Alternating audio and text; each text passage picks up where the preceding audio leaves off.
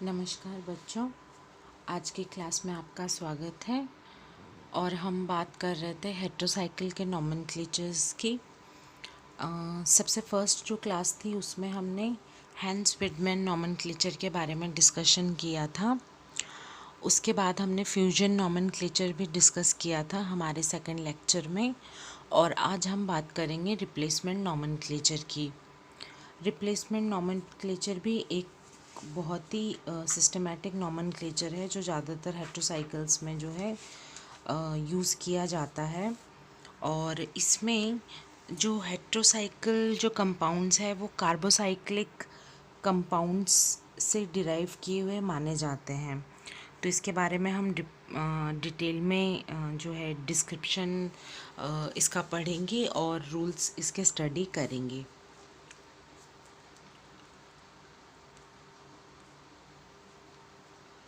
तो हम यहाँ पे बात कर रहे हैं रिप्लेसमेंट नॉमेनक्लेचर की।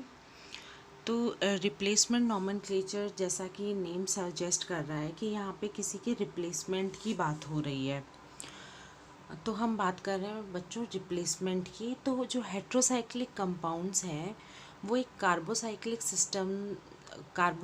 कंपाउंड्स हैं, उन उससे रिप्लेस्ड हुए माने जाते हैं। और जो कार्बन है उसको रिप्लेस किया जाता है हेट्रो एटम से। तो यहाँ पे जो रिप्लेसमेंट की वो बात हो रही है वो है कि कोई भी जो कार्बन वाला जो एटम है वो रिप्लेस हो रहा है कोई भी हेट्रो एटम से। तो हम यहाँ पे रिप्लेसमेंट की बात कर रहे हैं और यही रिप्लेसमेंट जो है इसका बेसिस है इसका नॉमेनक्लेचर का। और ये नॉमेनक्लेचर हमने स्पाइरो कंपाउंड्स में भी यूज़ किया है। तो इसी जो नॉमेनक्लेचर के बारे में हम डिस्कशन करते हुए स्पाइरो कंपाउंड का भी नॉमेनक्लेचर स्टडी करेंगे। रिप्लेसमेंट नॉमेनक्लेचर में अगर हम सबसे फर्स्ट रूल की बात करें तो इसमें फर्स्ट रूल ये होता है कि corresponding carbocyclic ring, the ring obtained from heterocyclic compound by replacing heteroatoms by CH2 according to valence heteroatoms। इसका मतलब ये हुआ कि हम कोई भी कंपाउंड में हम CH को या C को हेट्रोएटम से रिप्लेस करेंगे और इनका रिप्लेसमेंट जो है वो बेसिस होगा कि उस हेट्रोएटम की वैलेंसी कितनी है। ठीक है बच्चों, तो हम हेट्रोएटम को उस बेसिस पे रिप्लेस करेंगे अगर वो इनमें से जिससे आप रिप्लेस कर रहे हैं और इसकी वो वैलेंसी सेटिस्फाई कर रहा है कि नहीं।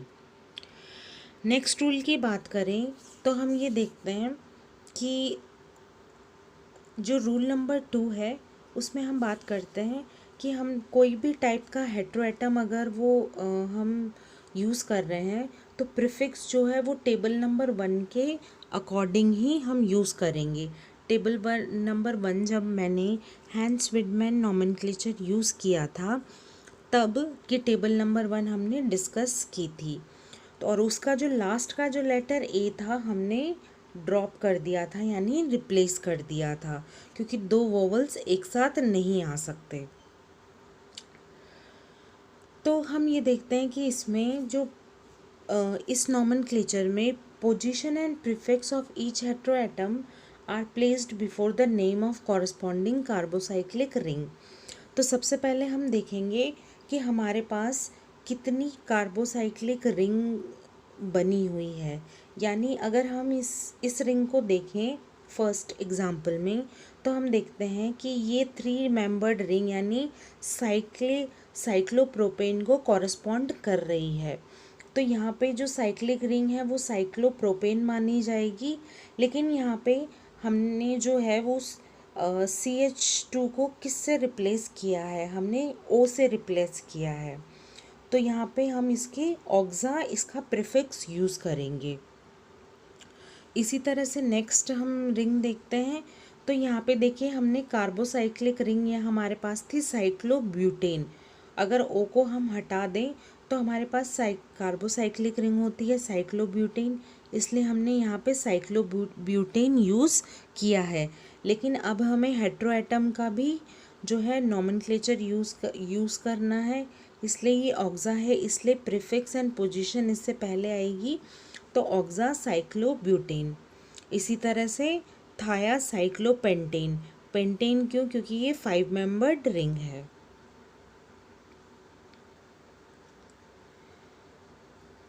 अगर हमारे पास कोई भी जैसे मल्टीपल बॉन्ड है यानी अनसैचुरेशन है रिंग में, तो हम उसको इस तरह से नॉमेनक्लेचर करेंगे कि हमारे पास साइक्लोहेक्सा जो है वो रूट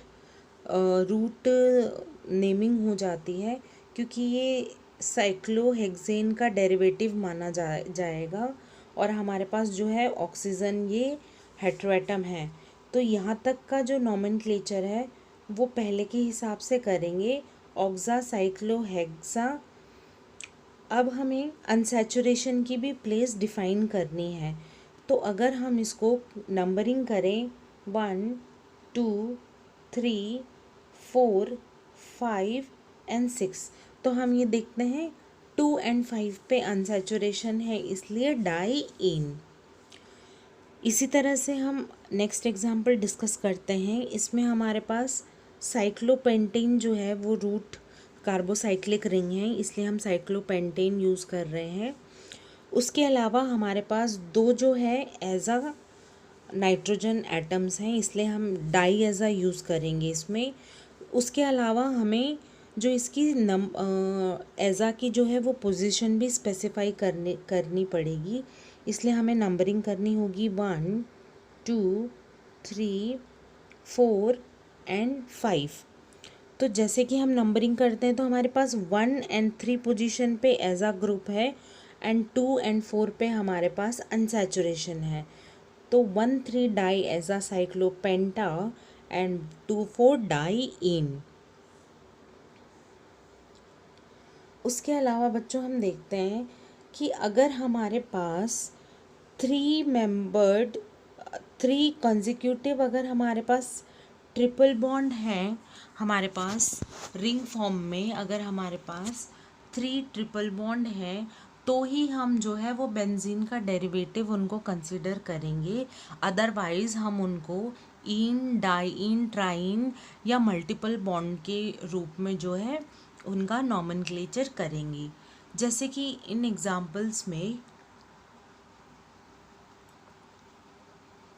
एग्जाम्पल में हमारे पास ये बेंजीन जो है, बेंजीन का डेरिवेटिव इसे माना जाता है, क्योंकि यहाँ नाइट्रोजन को अगर हटा दें तो रूट जो कार्बोसाइक्लिक रिंग है वो बेंजीन ले ली जाएगी।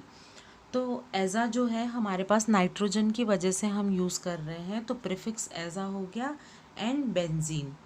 नेक्स्ट एग्जाम्पल में हम देखते हैं कि डाई एजा, क्योंकि 1 2 3 एंड 4 पोजीशन 1 एंड 4 पोजीशन पे हमारे पास 2 नाइट्रोजन है, इसलिए 1 4 डाई एजा एंड बेंजीन, क्योंकि ये बेंजीन का जो है रूट कार्बोसाइक्लिक रिंग मानी जाएगी। इसी तरह से सिला बेंजीन, फॉस्फा बेंजीन, बिस्मुथ बेंजीन और आदि हम यूज़ कर सकते हैं। लेकिन अगर हमारे पास 3 कंसेक्यूटिव बॉन्ड नहीं है, बेंजीन का कार्बोसाइक्लिक रिंग का डेरिवेटिव नहीं है, तो हम उनको इन या डाई इन के फॉर्म में ही, मतलब 2 डबल बॉन्ड के रूप में ही उनका नॉमेनक्लेचर करेंगे। जैसे कि ऑक्सा साइक्लोपेंटा 2 और 4 डाई इन, 1 2 3 एंड 4 एंड 5, तो हमारे पास 2 एंड 4 पे जो है डबल बॉन्ड है, इसलिए 2 4 डाई इन। फोर्थ अगर रूल हम देखें बच्चों, तो इसमें जो है थोड़ा सा जो है सब डिवीज़न कर रखा है। हमें फर्स्ट प्रेफरेंस देनी होगी। इसमें हम देखते हैं कि सीक्वेंस ऑफ हेट्रोएटम किस तरह से हम देखेंगे। अगर एक ही मॉलिक्यूल में बहुत सारे हेट्रोएटम भी प्रेजेंट हैं, मल्टीपल बॉन्ड्स भी हैं, इस तरह से पोजीशंस है, तो हम उनको किस तरह से नॉमेनक्लेचर करेंगे। तो हमारे पास देखिए, फर्स्ट प्रेफरेंस हम देंगे हेट्रोएटम टेबल नंबर 1 के अकॉर्डिंग।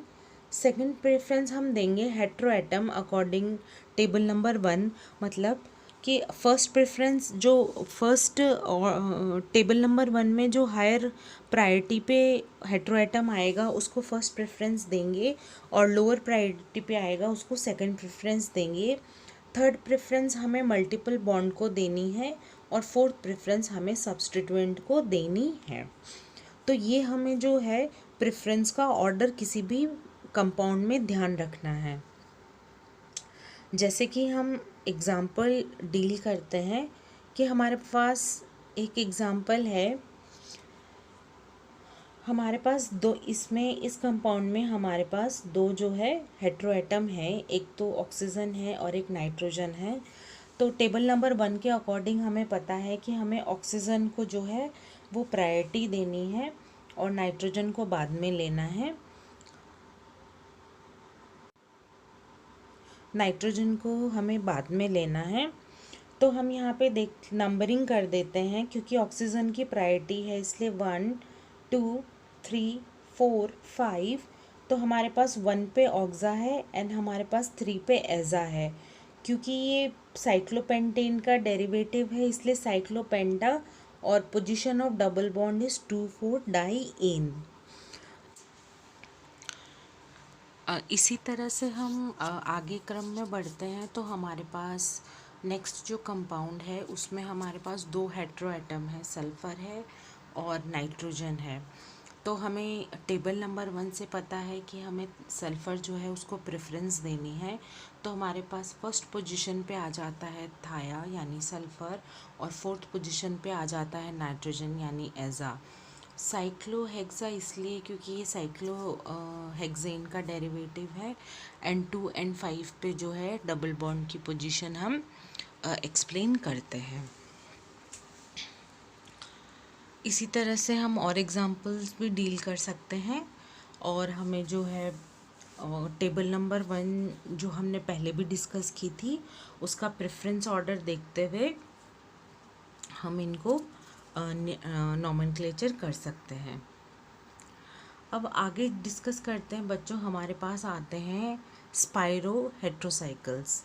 स्पाइरो हेट्रोसाइकल्स क्या होते हैं? Compounds in which two rings are fuse at a common point. ऐसे कंपाउंड्स जहाँ पे दो रिंग फ्यूज़ होती है एक कॉमन पॉइंट, यानी नीचे एक एग्जांपल दिया गया है आपको।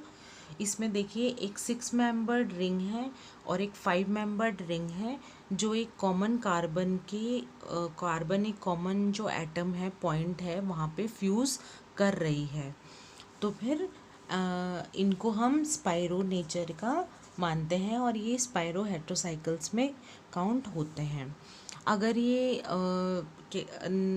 Number of depending on the number of spiro atoms, कितने स्पाइरो एटम्स हैं उसके हिसाब से हम इनको मोनोस्पाइरो, डाइस्पाइरो, ट्राइस्पाइरो रिंग सिस्टम्स में क्लासिफाई कर सकते हैं।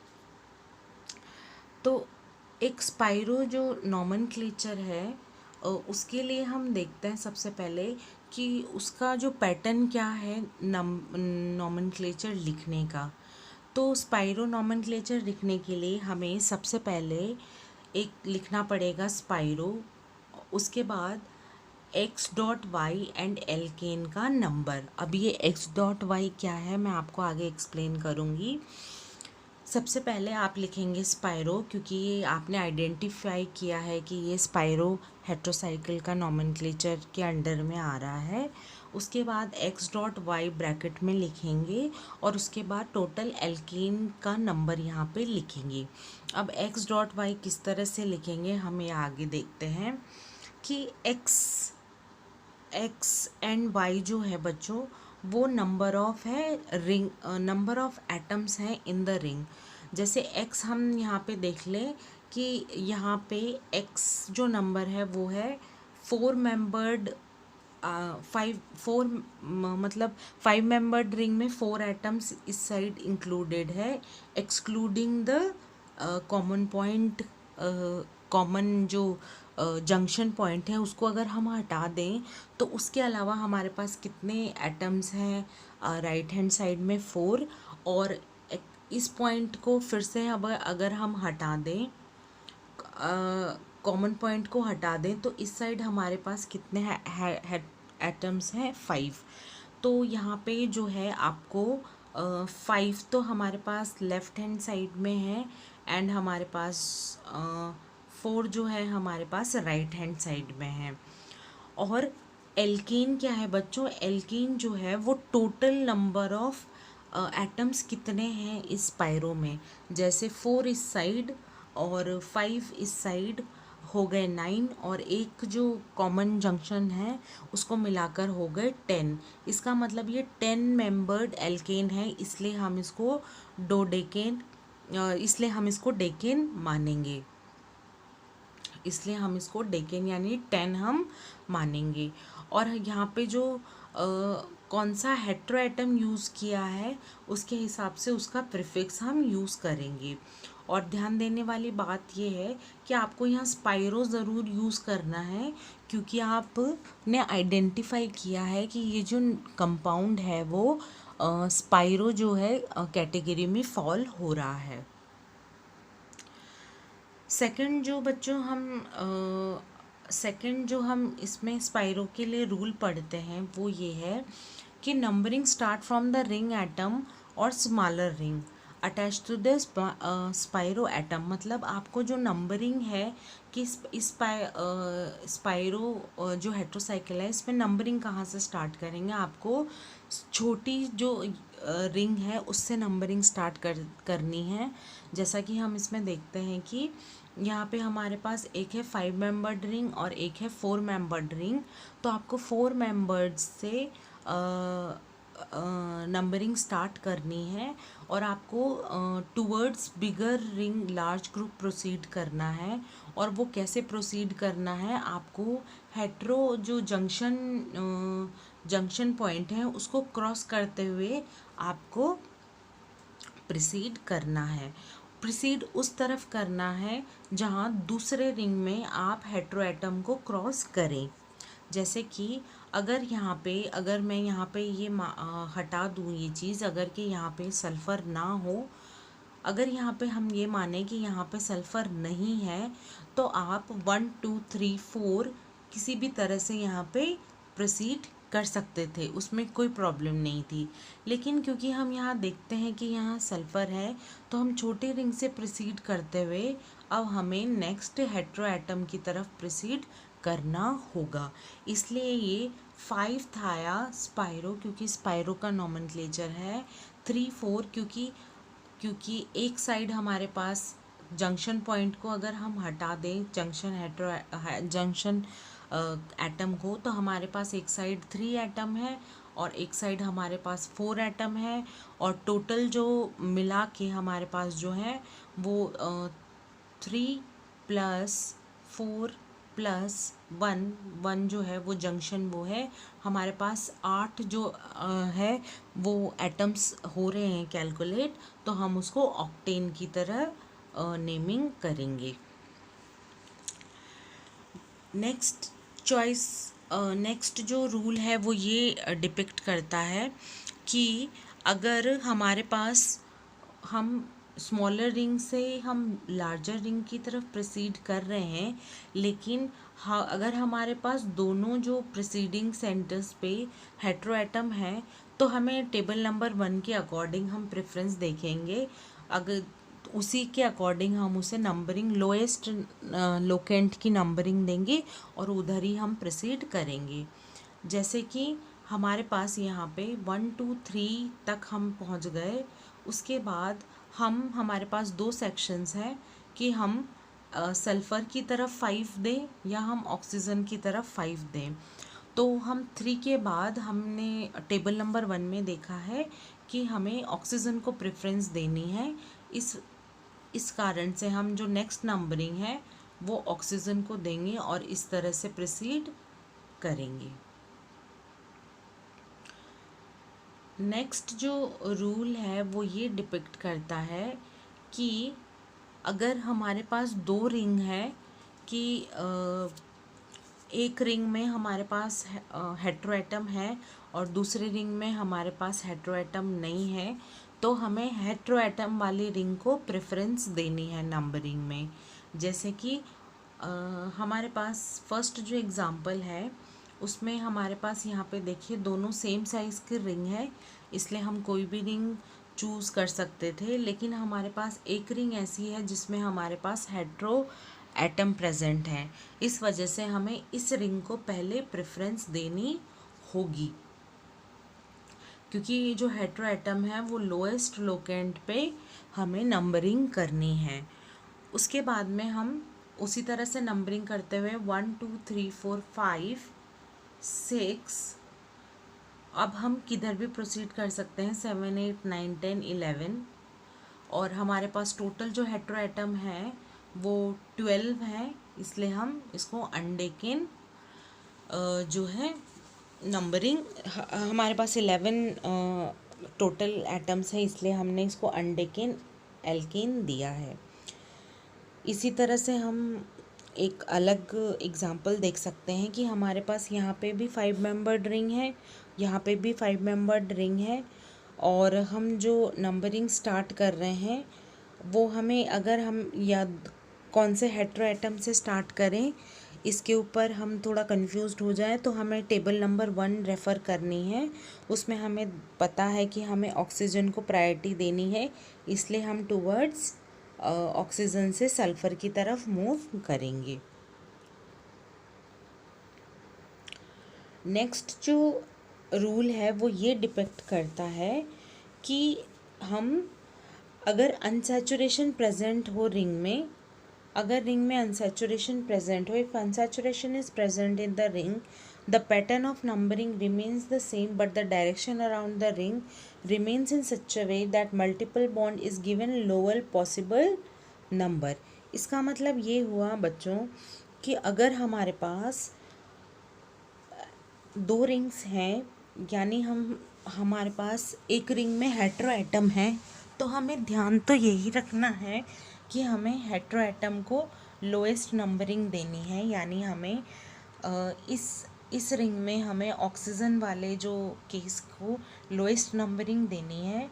लेकिन अगर हम प्रोसीड करें तो हमें ये बात ध्यान रखनी है कि जब हम प्रोसीड करें तो हमें, अगर हमारे पास अनसैचुरेशन है तो हम इस अनसैचुरेशन को कंसीडर करते हुए लोएस्ट नंबरिंग दें, ना कि हम इधर से मूव करते हुए ऊपर की साइड प्रोसीड करें। तो हमें ध्यान ये रखना है कि हमें लोएस्ट नंबरिंग जो है अनसैचुरेशन को देनी है। नेक्स्ट एग्जाम्पल में हम देखते हैं बच्चों कि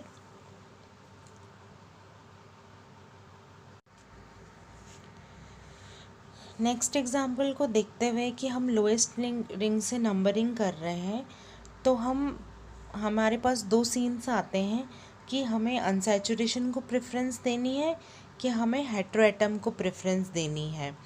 तो हमें ध्यान ये रखना है इसमें कि अगर कोई इस तरह का केस हो तो हमें ऑलवेज जो है हेट्रो एटम को लोएस्ट नंबरिंग देनी है। अगर हमारे पास इस तरह का एग्ज़ाम्पल आता है जहाँ पे सेम टाइप का जो कंपाउंड है वो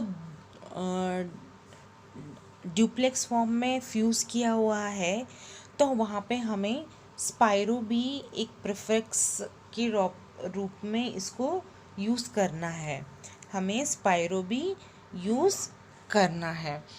इसमें देखिए कि अगर हम इस मॉलिक्यूल को 2 पार्ट्स में डिवाइड करते हैं तो देखिए कि जो upper part and lower part है वो सेम है, लेकिन जो है वो एक कॉमन पॉइंट से जंक्शन किया हुआ है या स्पाइरो फॉर्म किया हुआ है। तो ये जो इंडोल का जो फ्यूज़न है, तो इंडोल का फ्यूज़न कौन सी पोजीशन पे हो रहा है ये हमें एक तो प्रीफिक्स के फॉर्म में यूज़ करना है। तो 3 and 3 डैश पे फ्यूज़न है, इसलिए हम इसको इंडिकेट करेंगे, और स्पाइरो भी हमें प्रीफिक्स यूज़ करके हम 3H इंडोल के फॉर्म में इसको नॉमेनक्लेचर करेंगे। तो बच्चों ये था हमारा नॉमेनक्लेचर का पार्ट। आगे की क्लासेस में हम अब इन नॉमेनक्लेचर्स को डायरेक्ट जो है हम स्टडी में यूज़ कर सकते हैं। आप और भी जो है कंपाउंड लेके इनको और प्रैक्टिस किया जा सकता है। अब हम इंडिविजुअल एक एक जो कंपाउंड है जैसे पायरोल, फुरान और इन सब की डिटेल स्टडी में आगे के लेक्चर्स में पढ़ेंगे। और यहाँ पे हमारा नॉमेनक्लेचर का पार्ट ख़त्म होता है। तो आई होप ये आपको नॉमेनक्लेचर कुछ इजी लगा होगा और काफ़ी हद तक आई थिंक समझ आ गया होगा। हाँ, सो थैंक यू।